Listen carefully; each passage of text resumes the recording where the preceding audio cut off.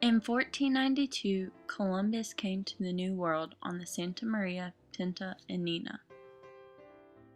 The first European contact with the Native Americans was in the Jamestown area. The tribe that the colonists came in contact with was the Powhatans. They were the Algonquian tribe. Columbus wanted to treat the natives with respect and as human beings, but the Spaniards wanted to kill them and shoot them. Their only concern with them was to mutilate them. They would be used for trade and would be seen as great value for the mother country. The natives' way of life had quickly been taken away. The Europeans brought over many diseases. These diseases killed the Native Americans. There was a massive decline in their population. Such diseases include smallpox, the flu, and the measles. There were 3 empires in the New World. These included the English, the Spanish, and the French. The English were located on the east coast of North America. The first English settlement was established by Sir Walter Raleigh. He established Roanoke Island. The settlement eventually failed though and became known as the Lost Colony. This was partially due to lack of materials, lack of knowledge, and disease. Just a something little extra to know, Virginia Dare was the firstborn child in the New World. The English had the strongest push to establish permanent settlements. The early settlements were generally small, and they tried to keep distance from the natives. John Cabot was the first English explorer looking for the Northwest Passage. He saw America as a place as a new start away from the strict rule of the monarchy in England. The Northwest Passage is the waterway from the Atlantic to the Pacific. Francis Drake was the first Englishman to circumnavigate the globe.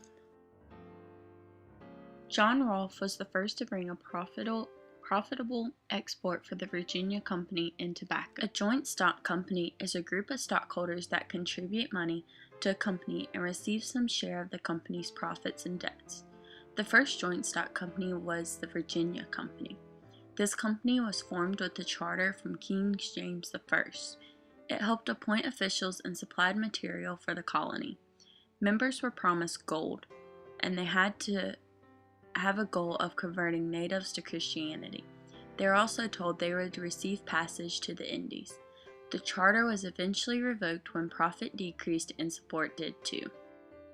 The first modern constitution of the New World was the Fundamental Orders of Connecticut. Since the colonies were so opposed to being under the rule of the Church of England, they tried to govern themselves. The first legislative body in Virginia was the House of Burgesses. This was also a way that the colonies planned to govern themselves. The patroon system, created by Henry Hudson, promised large estates to those who brought over 50 or more families into the colonies. This was in hopes of increasing the population and really putting the New World off to a great start.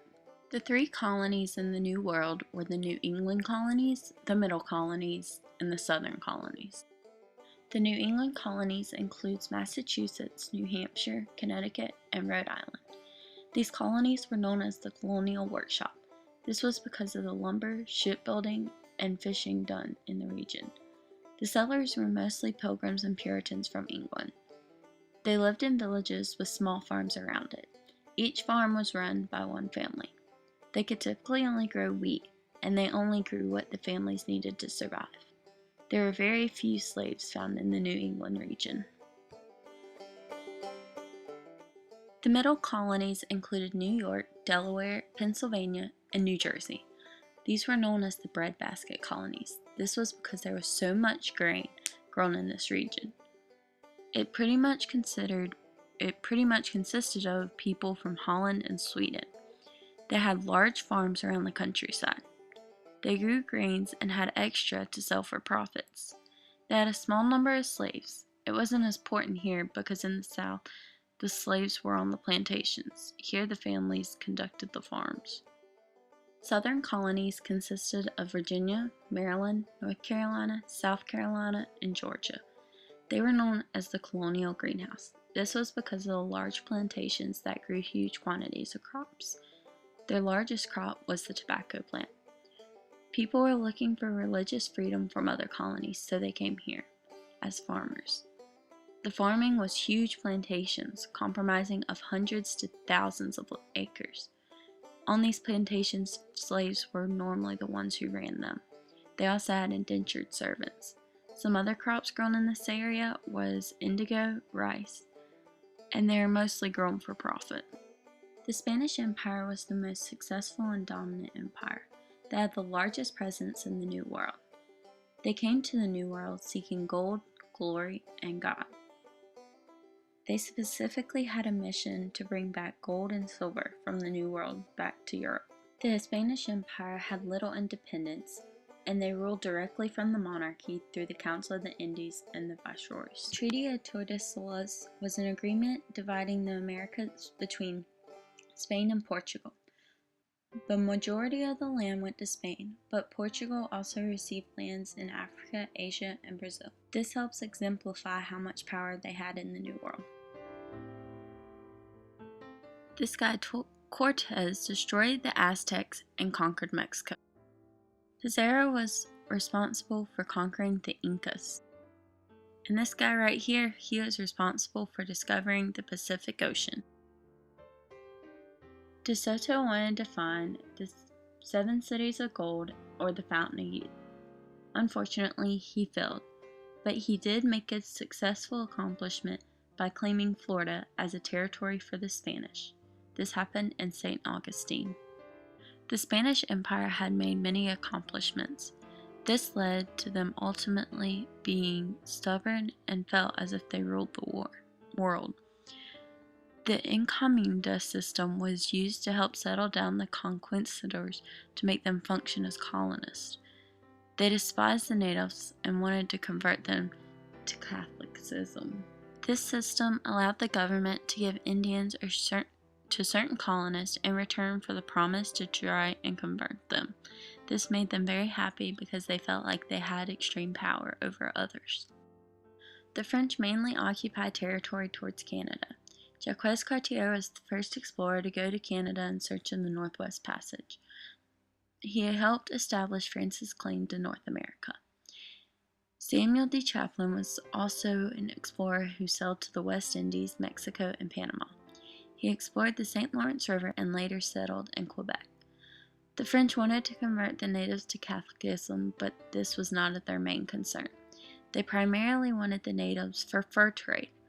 They were considered to have the friendliest encounters with the Native Americans.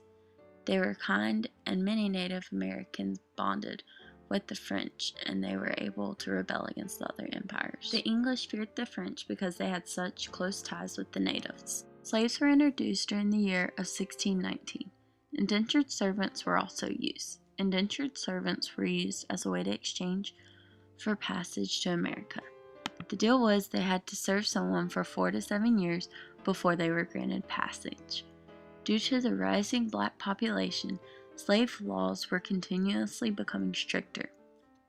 The Stono Rebellion was of slaves hoping to make progress with their rights. They rebelled against their masters, but unfortunately, the colonists did not like this. It actually led to harsher treatment on the plantations.